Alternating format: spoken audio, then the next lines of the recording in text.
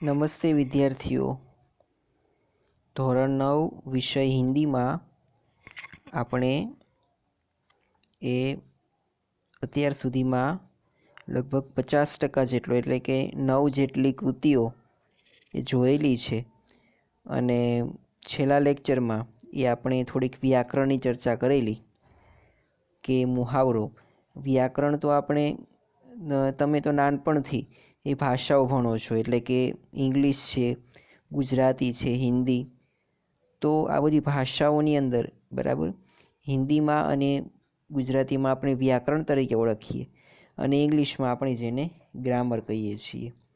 આ જે ભાષાઓ છે એમાં જે વ્યાકરણ છે એ ખરેખર શું છે એ આપણને કોઈને ખ્યાલ હોતી નથી, પણ આપણે ભણવું પડે છે એટલે ભણીએ છીએ. પણ તમારા પાઠ્યપુસ્તકમાં એનું સરસ મર્મ એ આપવામાં આવેલો છે કે ખરેખર વ્યાકરણ એ શું છે.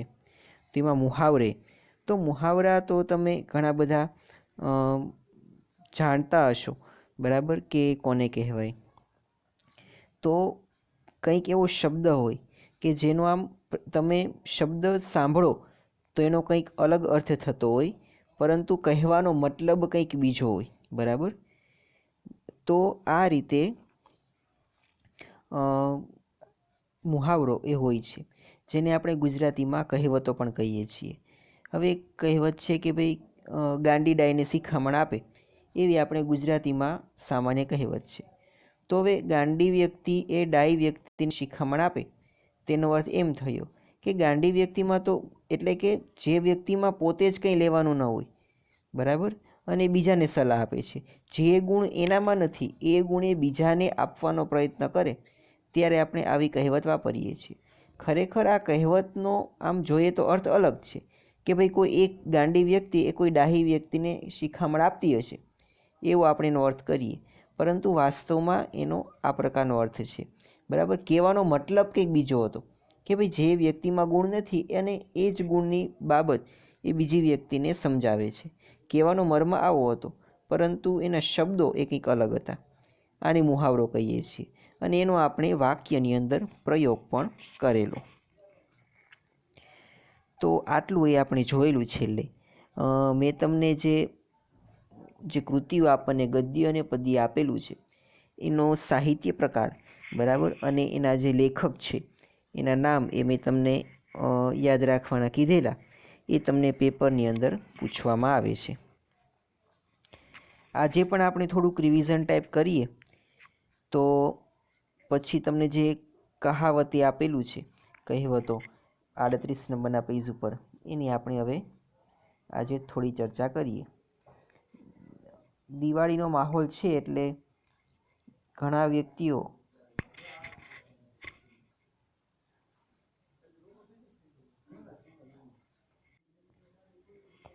આમ તમને અહીંયા આપણે કહેવતો આજે ભણવાની છે. તો કહેવતો એ હવે આપણે શરૂઆત કરીએ. तो हम लोगों को उचित है कि दूसरों के लिए जिए जो तन मन धन से परोपकार करते हैं वे ही धन्य है. यदि अपने के लिए जन्म गवा दिया तो क्या किया. अपना पेट तो कुत्ता भी भर लेता है. बराबर કે કૂતરો છે એ પણ પોતાનું પેટ તો ભરી લે છે. એટલે કે આપણે જીવન તો જીવીએ જ છીએ, પરંતુ જીવનમાં શું કર્યું એનું એ ખૂબ જ મહત્ત્વ છે. તો આના માટે એક શબ્દ તમને અહીંયા આપેલો કે અપના પેટ તો કૂતા ભી ભર લેતા હે. બરાબર, કૂતરાઓ પણ પોતાનું પેટ ભરે છે, એમાં કાંઈ નવાઈ નથી બરાબર. પણ એ કંઈ નવીન કરતા નથી કૂતરાઓ, એ માત્ર પોતાનું પેટ જ ભરે છે. પણ આપણે આપણા જીવનમાં એ કંઈક નવીન કરવાનું છે, એવી ભાવના અહીંયા રજૂ કરવામાં આવી છે. उपरोक्त अनुच्छेद में अपना पेट तो कुत्ता भी भर लेता है कहावत है जो अर्थ का पूर्ण रूप से स्पष्ट करने वाला स्वतंत्र वाक्य है जिसका उपयोग किसी कही हुई बात के समर्थन में प्रयुक्त होता है. बराबर, કોઈ વ્યક્તિએ એ કંઈક વાત કહેલી હોય એને સમર્થન આપવા માટે એ કહેવતનો ઉપયોગ કરવામાં આવે છે. હવે જુઓ, અહીંયા જે વાક્ય છે કે અપના પેટ તો કૂતા ભી ભર લેતા હે, તો આનો તમે એક દ્રષ્ટિએ અર્થ જુઓ તો કંઈ વિશેષ અર્થ નથી. કૂતરો એ ભોજન કરે છે એવો એનો સામાન્ય અર્થ થાય, પણ એનો કહેવાનો અર્થ એ ખૂબ જ વિશાળ છે. જો તમે એનો મર્મ કે એનો અર્થ જે કહેવા માગે છે એ લખવાનો પ્રયત્ન કરો તો કદાચ પેજના પેજ ભરાઈ જાય એક વાક્યને આધારે. તો આમ કહેવતો છે એ એવા પ્રકારની છે કે જેની અંદર વાક્ય હોય એ શબ્દ એના અલગ હોય, પરંતુ કહેવાનો મર્મ એ કંઈક એનો જુદો જ હોય છે, અને એ ઘણું બધું આપણને કહી જાય છે. હવે જુઓ, અહીંયા જે તમને કહેવત આપી છે સિંગલ ઇન્વર્ટેડ કોમામાં, બરાબર, અને તમને થોડુંક ડાર્ક કરીને આપેલી છે, એ એક સ્વતંત્ર વાક્ય છે, અને આખા જે મર્મ છે એ એક જ વાક્યની અંદર એ સમાવિષ્ટ થઈ જાય છે. कहावत का संबंध किसी न किसी घटना से हुआ करता है. लोग उस घटना से संबंधित कोई पंक्ति गढ़ लिया करते हैं और जब कभी वैसा प्रसंग आता है तब वे उस पंक्ति को दोहराकर घटना जनित बातों की पुष्टि करते हैं.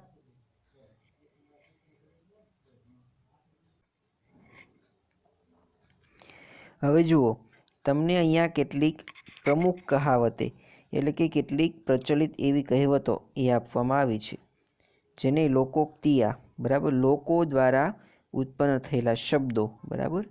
હવે જુઓ, કહેવત છે ને એ કોઈ વ્યક્તિ દ્વારા આપવામાં આવેલી હોય છે અને સામાન્ય બોલાચાલીમાંથી એ જાહેર થયેલી હોય છે. એમાં કોઈ એવો એનો અર્થ હોતો નથી, બરાબર, કે જેના દ્વારા આપણે કંઈક સાબિત કરી શકીએ. એટલે કે સામાન્ય બોલાચાલીમાંથી ઉદ્ભવેલી હોય. ઘણી વખત તો અમુક કહેવતો તો આપણે માત્ર સાંભળીએ છીએ, આપણને ક્યાંય લખેલી કે વાંચવા એ જોવા મળતી નથી. હવે જુઓ, એમાં પહેલી જ કહેવત આપી છે કે અંત ભલે કા ભલા, अपने काम का परिणाम अच्छा होता है, बराबर. અંત ભલે કા ભલા એટલે કે અંતમાં તો સારું જ થશે, બરાબર. એટલે કે આપણું જે કામ છે એનું પરિણામ એ હંમેશા સારું જ આવે છે. शैलेश कष्ट सहकर भी ईमानदारी से परिश्रम करता है,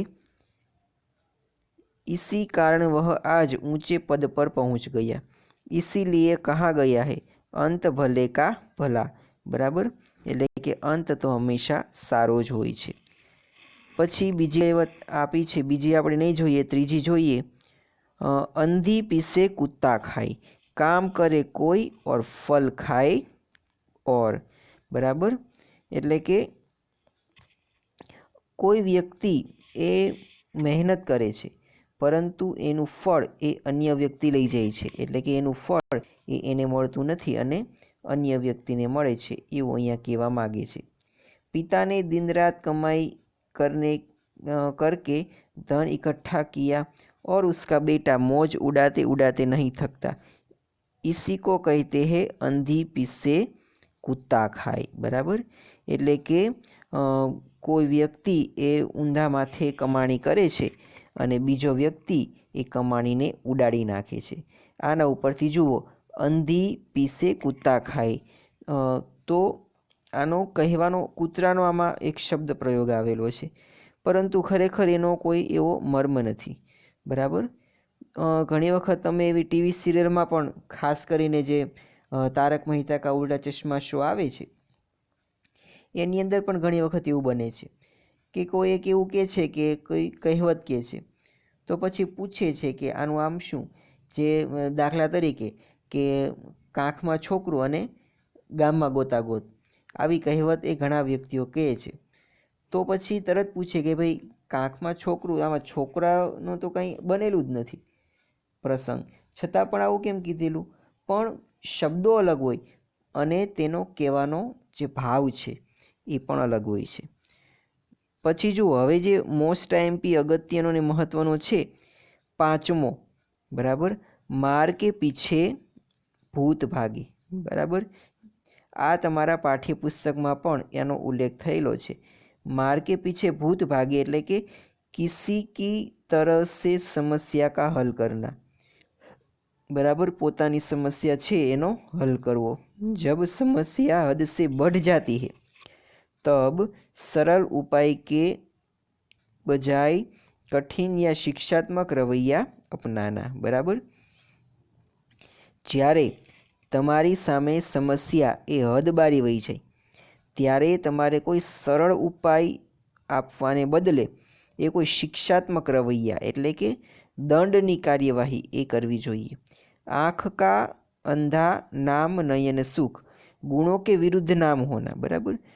घણા વ્યક્તિઓ એવા હોય છે એના ગુણ કંઈક અલગ હોય છે અને એનું નામ એ પણ કંઈક અલગ હોય છે, બરાબર। એના ગુણ છે એની વિરુદ્ધમાં એનું નામ હોય છે।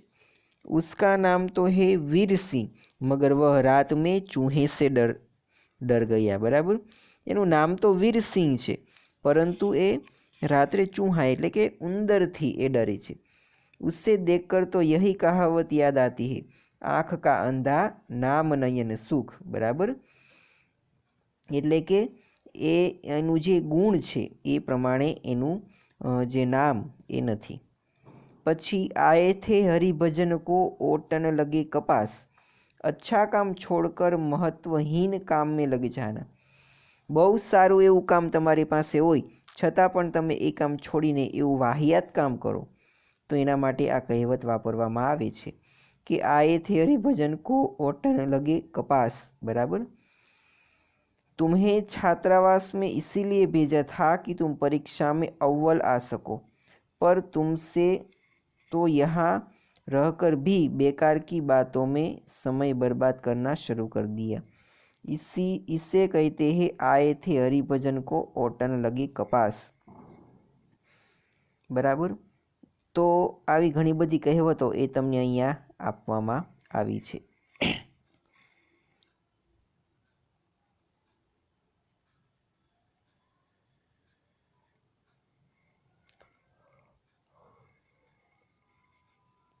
તો હવે વિદ્યાર્થી મિત્રો આપણે આજનો લેક્ચર એ અહીંયા સુધી જ રાખીએ છીએ।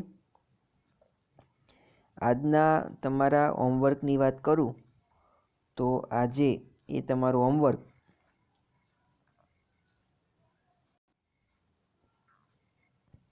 તો આજનું તમારું હોમવર્ક છે એ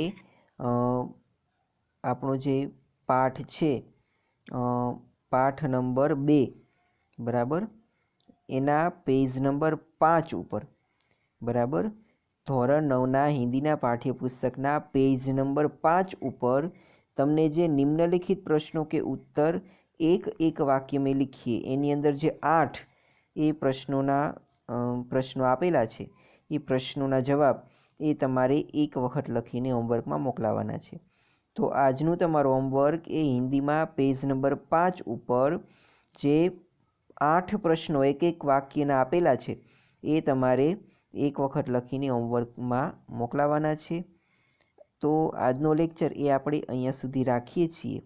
આપણે હવે પછી જે નેક્સ્ટ લેક્ચરમાં મળીશું ત્યારે આપણે અત્યાર સુધી 9 કૃતિઓ એ ટોટલ જોયેલી છે તો 9 કૃતિ પછીની કૃતિ જે 10મી છે, બરાબર, તેનો આપણે અભ્યાસ કરવાનો છે।